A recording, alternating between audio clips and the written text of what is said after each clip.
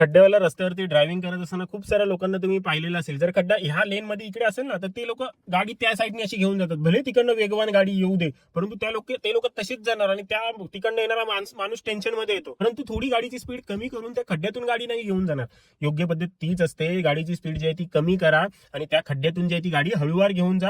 Speed कमी कराल तर तुम्हाला टाइम जो आहे तो जास्त मिळेल, रिएक्शन टाइम, आणि तुम्ही हळूवार गाडी घेऊन जाल. त्या स्टेअरचं काय झालं, त्याला स्पीड कमी करायची नव्हती, खड्डा उकवायचा होता. खूप सारे लोक काय करतात, खड्ड्यामध्ये आला का ही स्टेअरिंग अशी गोल फिरवतील जेणेकरून खड्डा माझा जो तो हुकेल. खूप जास्त रिस्क आहे. गाडी जर आउट ऑफ कंट्रोल झाली तर जे ह्या एसटी वाल्या सोबत झालं ते आपल्यासोबत व्हायला वेळ लागणार नाही. योग्य पद्धत तीच आहे. स्पीड ब्रेकर आल्यावरती तुम्ही काय करता, तेच करता ना, स्पीड कमी करता. तसंच जर खड्डा आला तर अशा वेळेला देखील आपल्याला स्पीड कमी करायची, ना की असं पूर्ण राईटला जाऊन पुन्हा असं लेफ्टला येते समोरनं गाडी येत असताना देखील. खूप सारे स्कूटरवाले देखील तसंच करतात.